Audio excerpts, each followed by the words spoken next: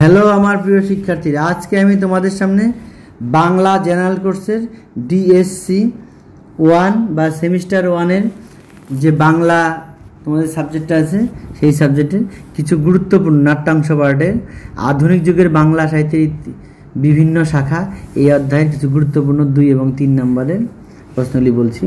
তোমরা এই প্রশ্নগুলি গুরুত্ব সহকারে শুনে এগুলিকে রেডি করে ফেলো।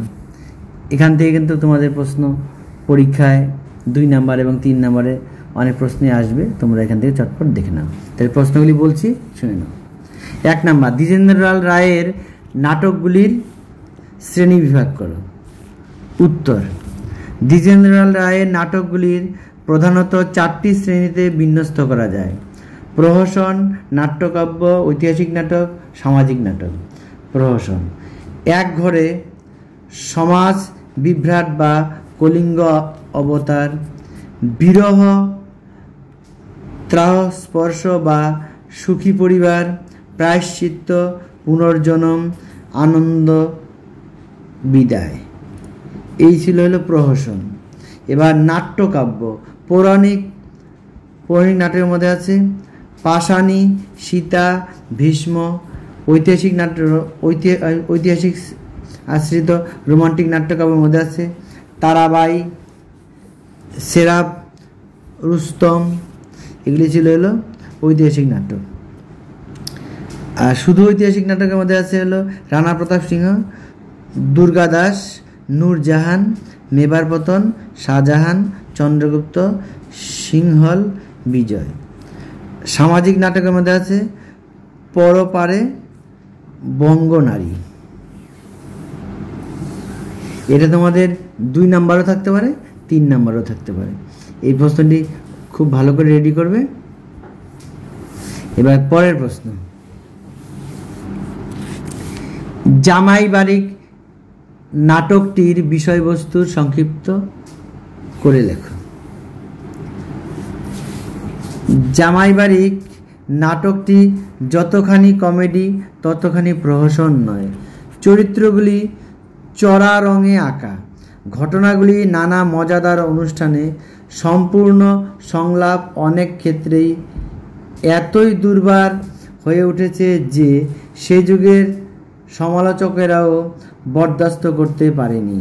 সম্ভবত এই নাটক রচনার মূলে রামায়ণের উভয় সংকট নাটকের পরোক্ষ প্রেরণা ছিল: সামাজিক শোষণের বিরুদ্ধে প্রতিবাদ প্রকাশে এবং নির্মল হাস্যরস সৃষ্টিতে। দীনবন্ধু মিত্র বাংলা নাটকে দোসরহীন ব্যক্তিত্ব। এই প্রশ্নটিও কিন্তু ভালো করে পড়বে, 2 নাম্বার অথবা 3 নাম্বারও থাকতে পারে। তোমরা এই প্রশ্নটি ভালো করে দেখে পড়ে যেও।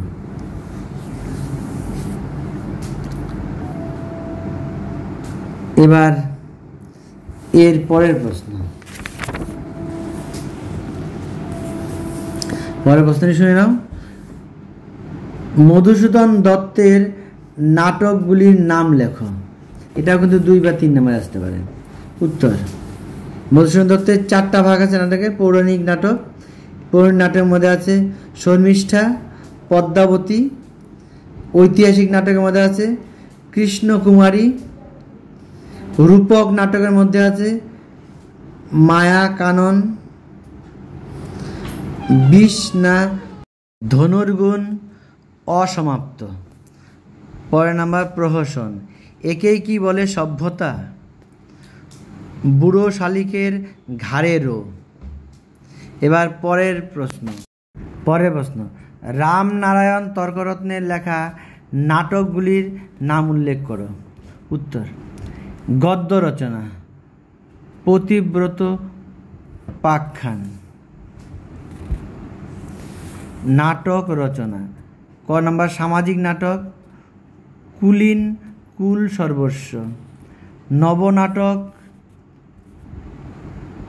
অনুবাদ নাটক বেনি সংহার।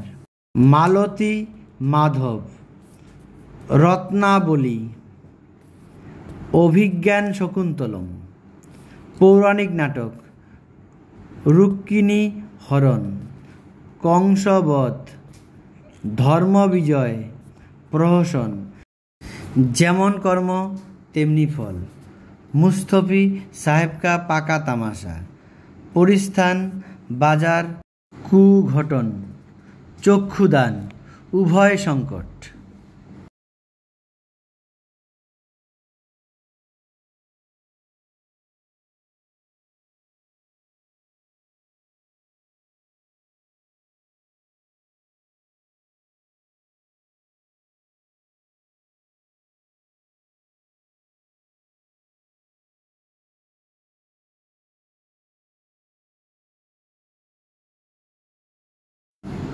পরের প্রশ্ন, ঈশ্বর গুপ্তের লেখা গ্রন্থগুলি উল্লেখ করো।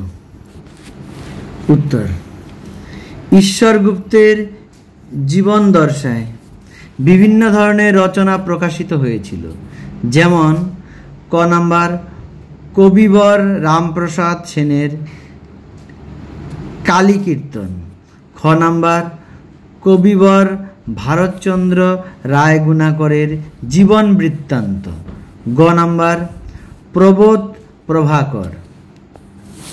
কবির মৃত্যুর পর প্রকাশিত হয় হিতপ্রভাকর, বোধেন্দু বিকাশ নাটক, সত্যনারায়ণের পাঁচালী, ভ্রমণকারী বন্ধুর পত্র এবং বঙ্কিমচন্দ্রের সম্পাদনায় ঈশ্বর গুপ্তের কবিতাবলী প্রকাশিত হয়। এরপরে ভিডিওতে আমি তোমাদের মান 6 এবং মান 12 প্রশ্ন উত্তর দিয়ে দেবো, তোমরা ওখান থেকে দেখে নিও। চ্যানেলে নতুন হলে অবশ্যই চ্যানেলটিকে সাবস্ক্রাইব করে পাশে থেকো।